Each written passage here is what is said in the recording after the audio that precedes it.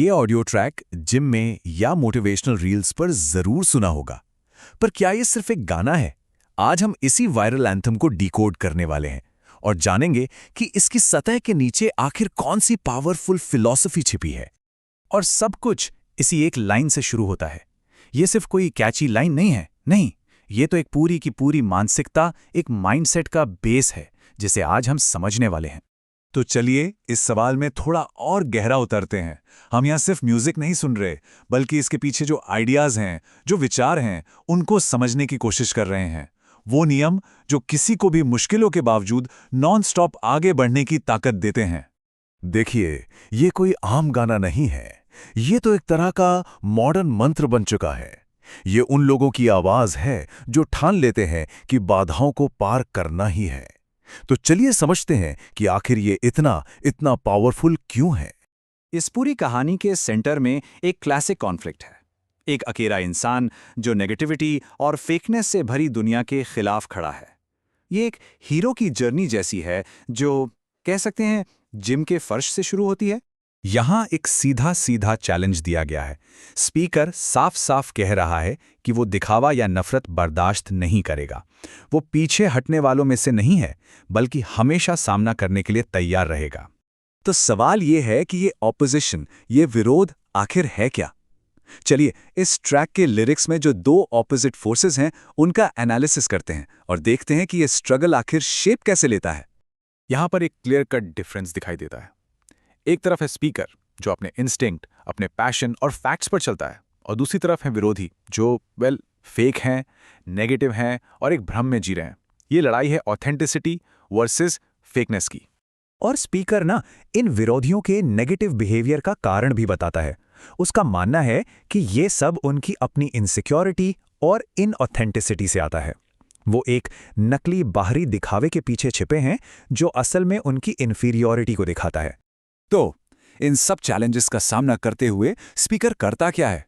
वो सिर्फ सहता नहीं रहता, नहीं, इसके बजाय उसके पास एक एक्टिव स्ट्रैटेजी है, एक फिलॉसफी ऑफ एक्शन है। मतलब यहां स्पीकर का रिएक्शन पैसिव नहीं है। वो सिर्फ अटैक्स को झेल नहीं रहा, बल्कि एक वेल डिफाइंड एक्टिव फिलॉसफी के हिसाब से जी रहा है। ये एक तरह का कोड ऑफ कंडक्ट है। और ये code of conduct in 3 simple लेकिन बेहद पावरफुल नियमों में बटा हुआ है।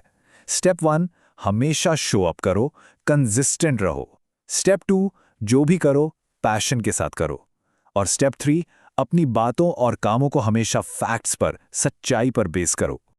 और ये लाइन तीसरे नियम को ब्रिलियंटली दिखाती है। स्पीकर सिर्फ ओपिनियन नहीं दे रहा, वो फैक्ट्स पेश कर रहा है। उसकी बातें क्लियर हैं, सॉलिड हैं। इससे उसके आर्ग्यूमेंट को ताकत मिलती है और विरोधियों का खोखलापन सामने आ जाता है।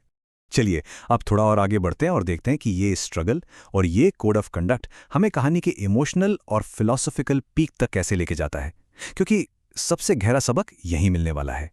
स्पीकर ये एकदम क्लियर करता है कि ये सफ़र आसान नहीं था।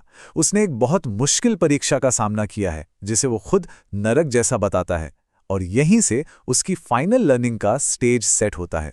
और इस मुश्किल टेस्ट के दौरान वो पूरी तरह से अकेला था। कोई एक्सटर्नल हेल्प नहीं, कोई सपोर्ट सिस्टम नहीं, सिर्फ वो और उसके अपने चैलेंजेस। और यहां इस पूरे ट्रैक का सबसे पावरफुल मैसेज मिलता है। मुश्किलों और अकेलेपन से गुजरकर स्पीकर ने रैडिकल सेल्फ रिलायंस सीखी। कामयाबी किसी और ने दी नहीं, उसे खुद अर्न किया गया था। और आखिर में जब बात सक्सेस की आती है तो जिम्मेदार लोगों की संख्या सिर्फ एक होती है। ये एक बहुत ही पावरफुल और एम्पावरिंग आइडिया है। तो इस मुश्किल फिलॉसफी को अपनाने का फाइनल रिजल्ट क्या है, इसका पर्पस क्या है? चलिए देखते हैं कि इस जर्नी का एंड कहां होता है। इस पूरे प्रोसेस का गोल अपने अंदर कुछ ऑथेंटिक, टिकाऊ और परमानेंट बनाना है। ये बाहरी दिखावे के बारे में नहीं है, बल्कि एक ऐसी इनर स्ट्रेंथ बनाने के बारे में है जो हर टेस्ट को पास कर सके। लेकिन ये कहानी सिर्फ पर्सनल नहीं है। स्पीकर इस फिलॉसफी को दूसरों के साथ शेयर करना चाहता है। द अल्टीमेट गोल दूसरों को एम्पावर करना है ताकि वो भी अपनी लिमिटेशंस को तोड़ सकें।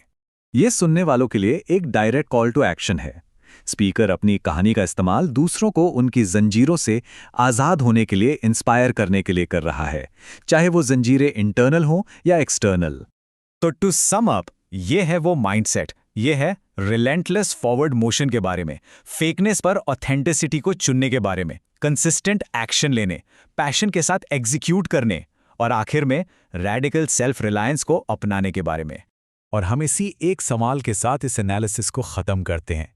इस ट्रैक की फ़िलॉसफ़ी हर किसी को खुद से ये सवाल पूछने के लिए इंस्पायर करती है। ये एक रिमाइंडर है कि असली ताकत अंदर से आती है और हर किसी में अपनी जंजीरों को तोड़ने की कैपेबिलिटी होती है।